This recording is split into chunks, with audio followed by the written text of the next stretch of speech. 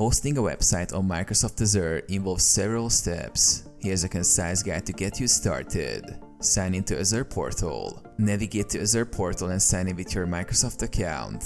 Create a web app. Click Create a resource and search for App Service. Click Create. Fill in the details. Subscription. Choose your Azure subscription. Resource group. Select or create a new resource group. App name. Enter a unique name for your web app.